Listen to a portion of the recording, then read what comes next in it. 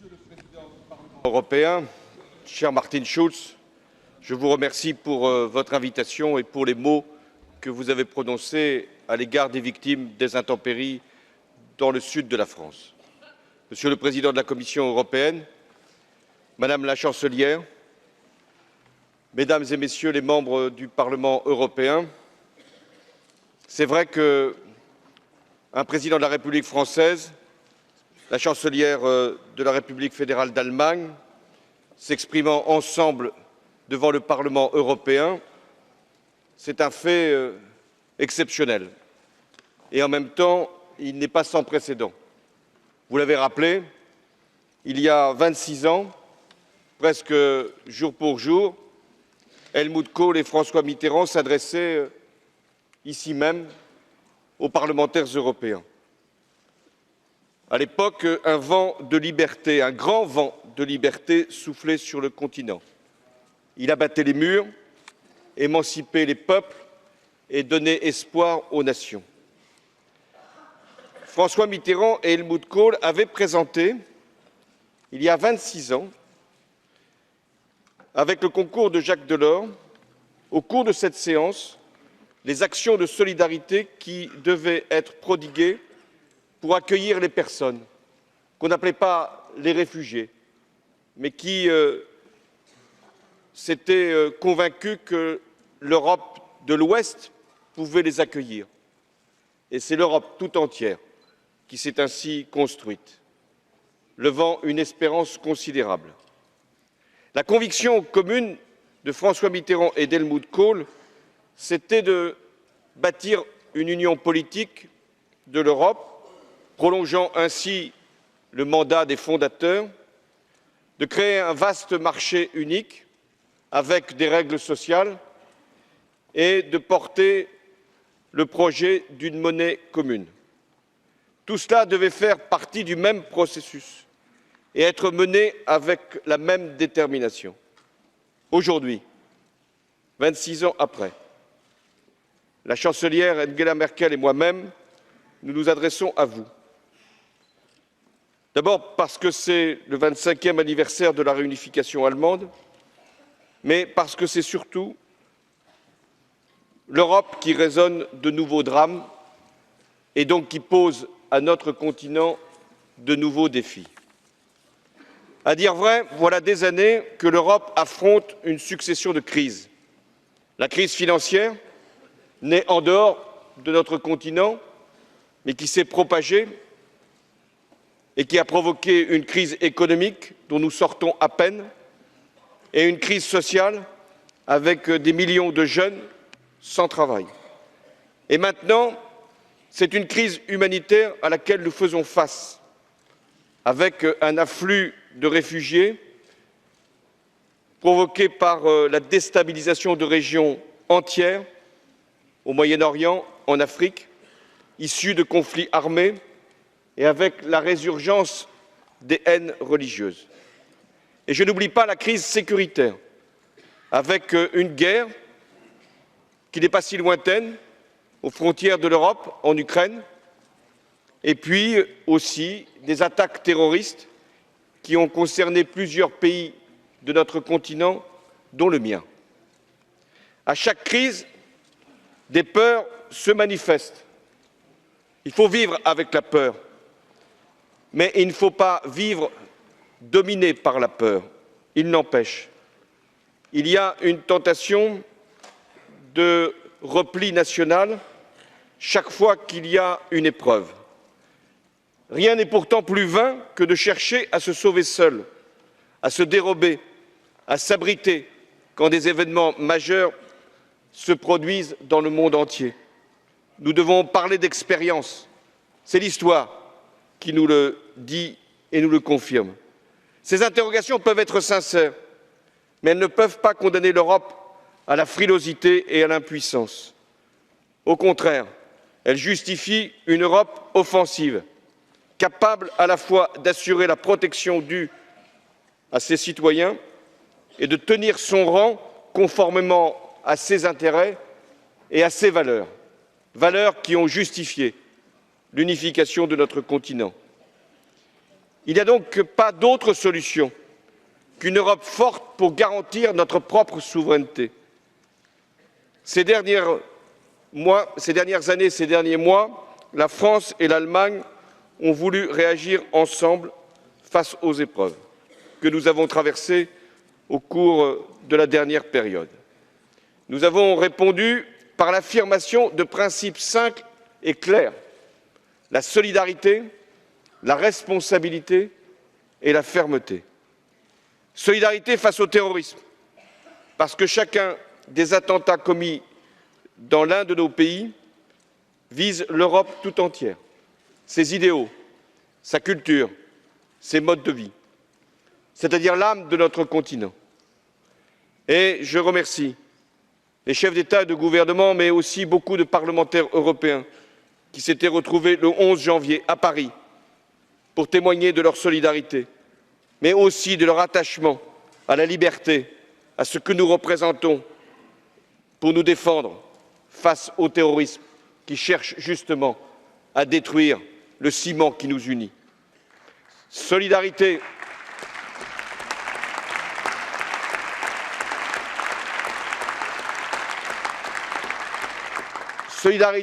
vis-à-vis des réfugiés, victimes des convulsions du Moyen-Orient, des drames de l'Afrique.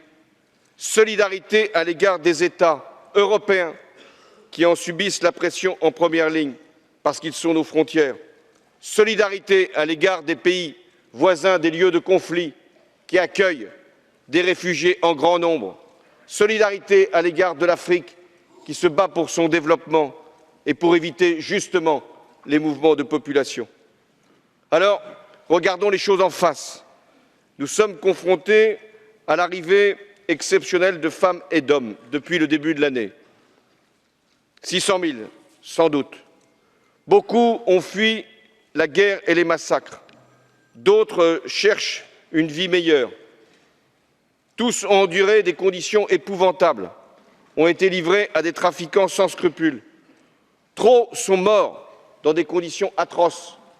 Nous connaissons maintenant un certain nombre de leurs visages.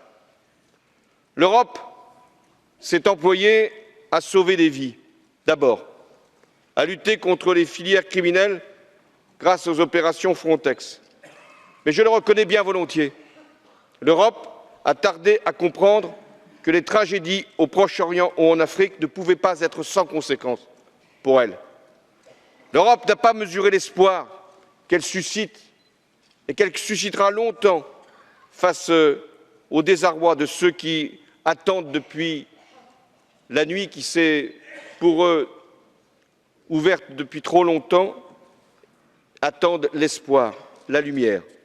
L'Europe n'a pas prodigué avec suffisamment d'ampleur l'aide à des pays qui pourtant accueillaient dans des camps des populations toujours plus nombreuses.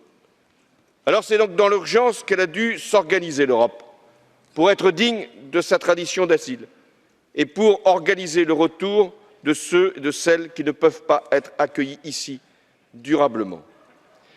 L'Europe, avec la Commission européenne, et je salue ici le président Juncker, a mis sur pied un plan d'ensemble pour soutenir l'Italie et la Grèce, qui sont en première ligne et qui ne peuvent pas être laissés seuls dans la responsabilité, pour aider les pays des Balkans, qui vivent également des transits de population particulièrement difficiles à assumer, pour engager une coopération plus étroite avec la Turquie. Et nous avons là des discussions qui se sont engagées et qui devront être conclues avec des règles claires, parce que c'est en Turquie que les réfugiés doivent, autant qu'il est possible, être accueillis. Mais la contrepartie, c'est que nous puissions aider la Turquie si nous voulons qu'elle nous aide nous-mêmes et faire en sorte que ces réfugiés, qu'ils soient dans les camps ou qu'ils soient dans la population, puissent travailler, puissent nourrir leurs enfants, puissent avoir un avenir. Et si nous ne le faisons pas, alors ils viendront. Inexorablement, ils viendront. Nous devons aussi mettre en place les centres d'accueil et d'identification. C'est la condition essentielle pour que nos frontières soient respectées. Et puis enfin, nous devons répartir les demandeurs d'asile entre les États membres.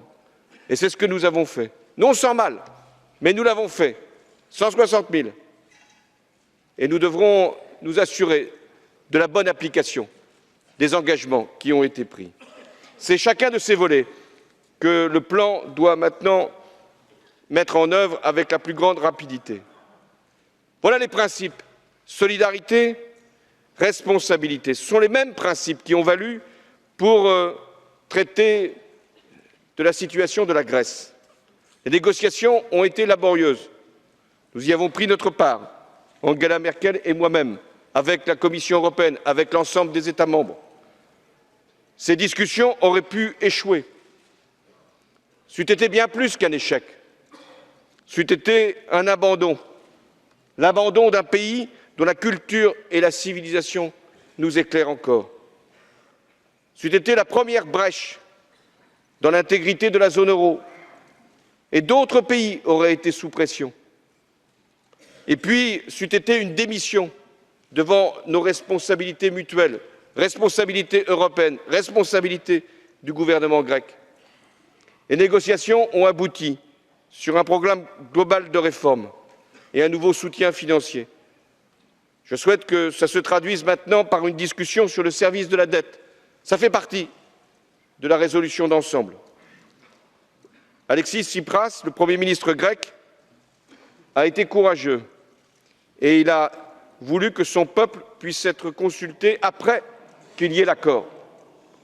Le respect de la démocratie, et je le dis ici, dans le lieu aussi de la démocratie européenne, le respect de la démocratie n'est jamais contradictoire avec le respect des règles communes. Responsabilité, solidarité, toujours les mêmes principes. La responsabilité, nous devons aussi la démontrer contre le terrorisme. La vigilance doit être de mise, mais elle ne suffira pas. Nous devons nous doter des instruments indispensables au travail des services de sécurité, dans le respect des libertés. La France a voté une loi pour être capable de mieux connaître les activités, de suivre les terroristes. Et l'Europe doit également prendre sa part. Et je pense au dossier trop longtemps retardé du PNR européen. Et je demande, autant qu'il est possible, que le Parlement européen puisse adopter ce texte, qui est indispensable si nous voulons agir.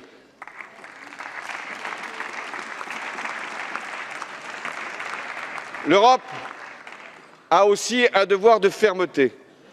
En Ukraine, nous avons dû répondre à une violation brutale du droit international et prévenir une guerre aux portes de notre continent. Les Européens ont fait preuve d'unité, les 28, dans la mise en œuvre de sanctions. Et il y a eu des débats légitimes sur l'efficacité, la durée de ce mécanisme de sanctions. L'Allemagne et la France se sont particulièrement engagées pour conclure et faire vivre les accords de Minsk. Et encore la semaine dernière, Angela Merkel et moi-même, avec le président russe et le président ukrainien, dans ce qu'on appelle le format Normandie, nous avons veillé non seulement à faire respecter ce qui avait été conclu à Minsk, mais à éviter d'autres processus de séparation. Et à cet égard, ce format-là, cette méthode-là et cette pression-là, exercée au nom de l'Europe tout entière, ont été particulièrement efficaces puisque les élections que les séparatistes avaient projeté d'organiser au milieu du mois d'octobre ont été repoussées et que le processus de Minsk a pu se poursuivre et que les armes légères ont pu être retirées, bientôt les armes lourdes, et que la guerre s'est arrêtée sans que la paix soit encore revenue. Voilà ce que nous sommes capables de faire au nom de l'Europe, pour l'Europe, et je dirais aussi dans l'intérêt du monde. Parce que nous sommes prêts à montrer une fermeté, une responsabilité et une solidarité. Fermeté aussi vis-à-vis du drame syrien. Il nous concerne tous, parce que Daesh et les djihadistes en veulent à ce que nous représentons. concerne l'Europe parce que le régime de Bachar el-Assad a créé et continue de nourrir ce désastre. Encore aujourd'hui, il bombarde, il tue, il massacre. Oui, ce qui se passe en Syrie concerne l'Europe parce que ce qui s'y joue là-bas déterminera pour longtemps les équilibres dans la région, dans toute la région du Moyen-Orient. Et si nous laissons les affrontements religieux, et parfois entre chiites et sunnites, souvent, toujours même, depuis quelques mois ou quelques années, s'amplifier encore, ne pensons pas que nous serons à l'abri. Ce sera une guerre totale, une guerre qui pourra concerner aussi nos propres territoires. Alors, nous devons agir. La France a pris ses responsabilités militaires face à la menace. L'Europe tout entière doit s'engager sur les plans humanitaires, politiques, diplomatiques. Nous devons construire en Syrie, avec tous ceux qui peuvent y contribuer, un avenir politique qui donne à la population syrienne une autre alternative que Bachar ou Daesh. Et c'est notre devoir vis-à-vis des Syriens et c'est notre intérêt comme Européens. Et j'appelle toute l'Europe à faire pression pour que cette transition politique puisse se faire. Et sachons bien, quelles que soient les positions ici, qu'il ne sera pas possible de réunir l'opposition, je parle de l'opposition modérée, démocratique, avec le bourreau du peuple syrien, qu'il sera nécessaire d'agir continuellement pour mettre toutes les nations qui veulent véritablement une issue, la Russie, l'Iran, les pays du Golfe, bien sûr les États-Unis et l'Europe, pour que nous puissions avoir cette issue politique. Pour résumer ma pensée, je l'ai dit, nous devrons montrer beaucoup de solidarité à l'égard des autres. Et c'est pourquoi la coopération avec les pays africains est essentielle. Nous aurons bientôt le sommet de La Valette, au mois de novembre, entre l'Afrique et l'Europe. Et c'est en agissant aux racines des difficultés que les candidats au départ, et ils sont nombreux en Afrique, pourront être convaincus de rester dans leur région. À nous de leur apporter les conditions d'y vivre. Nous avons abordé plusieurs sujets qui concernent l'Europe. Et en réalité, c'est le même débat que nous avons. Il existe ici, il existe dans chacun de nos pays. C'est le débat entre souverainisme et souveraineté. Souverainisme dans chaque pays ou souveraineté pour l'Europe. C'est le débat entre renoncement ou renforcement, entre division ou union. Le débat, il n'est pas entre moins d'Europe et plus d'Europe. Il est entre l'affirmation de l'Europe ou la fin de l'Europe. Oui, la fin de l'Europe, c'est-à-dire le retour aux frontières nationales, le démantèlement des politiques communautaires, l'abandon de l'euro.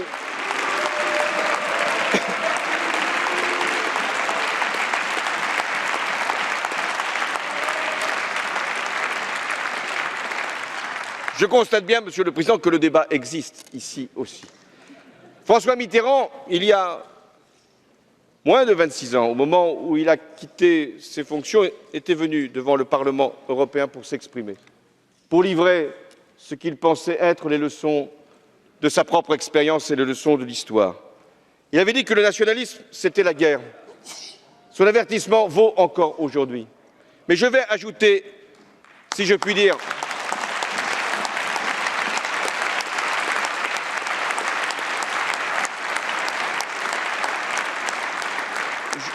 je vais ajouter un codicille ou un complément. Le souverainisme, c'est le déclinisme. Et c'est aussi dangereux de ne pas donner d'espoir à une population, de ne rien construire ensemble au nom d'un repli national sans avenir. Face aux épreuves, je suis convaincu que si nous n'allons plus loin, alors non seulement nous nous arrêterons, si nous n'allons pas plus loin, nous nous arrêterons, mais nous reculerons. Et ça sera la fin du projet européen. Et c'est pourquoi je propose que l'Union économique et monétaire, en son sein, la zone euro puisse être consolidée et renforcée. Consolidée et renforcée pour coordonner nos politiques, pour favoriser la convergence, pour hâter l'harmonisation fiscale, pour lutter contre le dumping fiscal et social, pour investir davantage, au-delà même de ce que nous faisons avec le plan Juncker. Des choix institutionnels seront nécessaires pour que la zone euro soit gouvernée, pour que les règles soient respectées, pour que la solidarité puisse bénéficier à tous. Ces choix engageront les États volontaires. Le Parlement européen exercera son contrôle et garantira la cohérence d'ensemble d'une Europe qui progressera selon une intégration différenciée. Nous avons aussi besoin de renforcer ce qu'on appelle l'espace Schengen. Remettre en cause la libre circulation des personnes par le retour aux frontières intérieures serait une erreur tragique. Mais prétendre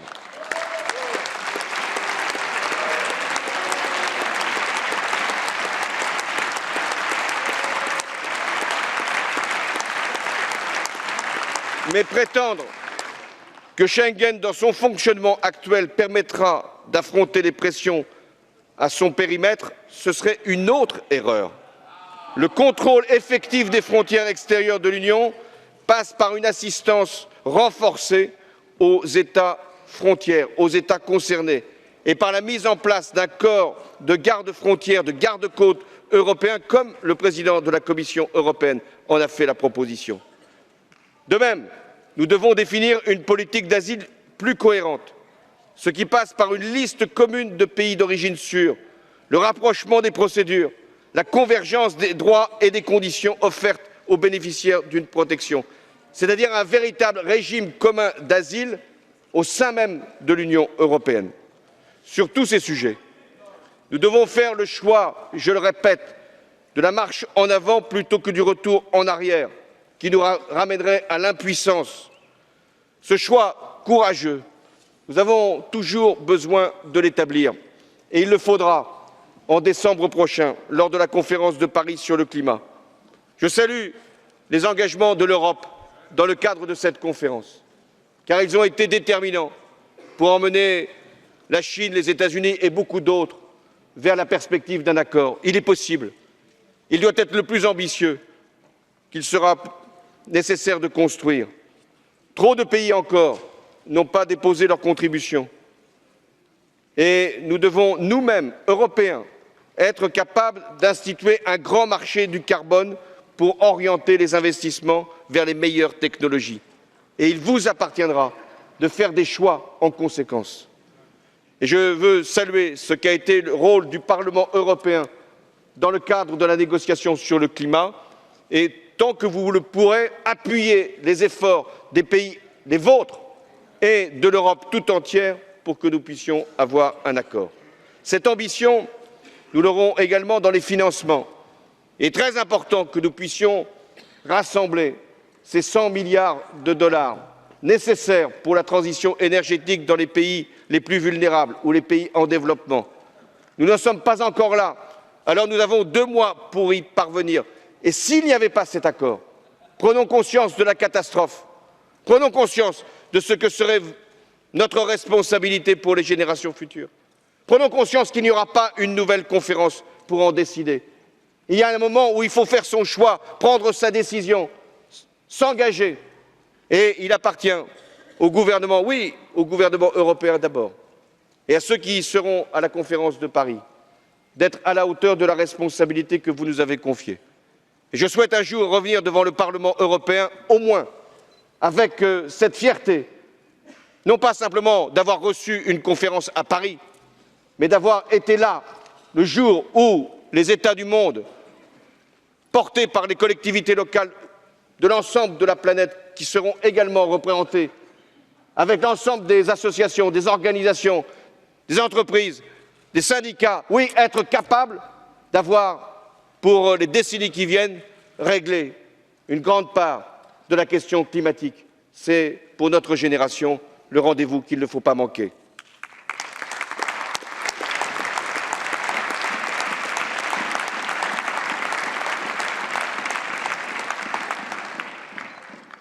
Il faut aussi avoir pour notre agriculture, pour la sécurité alimentaire, pour la qualité de nos produits, la même ambition, la même volonté.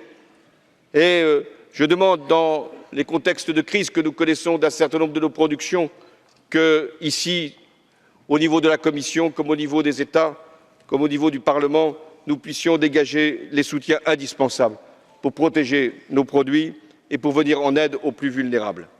Puisque je parle de traité commercial, je veux évoquer celui qui est en débat avec les États-Unis. La France veut que ces négociations puissent être un progrès et veut qu'il puisse y avoir des garanties qui soient apportées, aussi bien pour l'identification des produits, pour les appellations d'origine, pour la réciprocité, pour la transparence et plus largement pour les mécanismes de protection des investissements, notamment pour le règlement des différends. Nous devons avoir ces garanties si nous voulons avoir un accord qui puisse être utile aux économies. Je veux terminer par cette réflexion qui nous concerne tous. Je n'imagine pas qu'il y ait ici des parlementaires qui ne soient pas européens, qui n'aient pas conscience que nous appartenons à un même ensemble, que nous ne sommes pas liés par tant de valeurs communes, que nous n'avons pas une histoire à partager et un avenir à engager. Alors, 25 ans après que le continent se soit réunifié, nous devons toujours faire face à des défis et donc à des choix. Nous avons à répondre à l'urgence, elle est là. Et personne ne peut fermer les yeux sur les réalités du monde. Personne. Et il n'y a pas de frontière qui vaudra, pas de barbelés pour nous protéger par rapport aux menaces qui viennent de l'extérieur. C'est à nous de prendre les décisions. Nous devons répondre à l'urgence et garder le cap sur le long terme, celui d'une fédération d'États-nations qui doit rester notre horizon. Et d'une certaine façon, 25 ans après, c'est à une autre unification qu'il faut procéder, celle des projets, celle des peuples, celle des intérêts communs.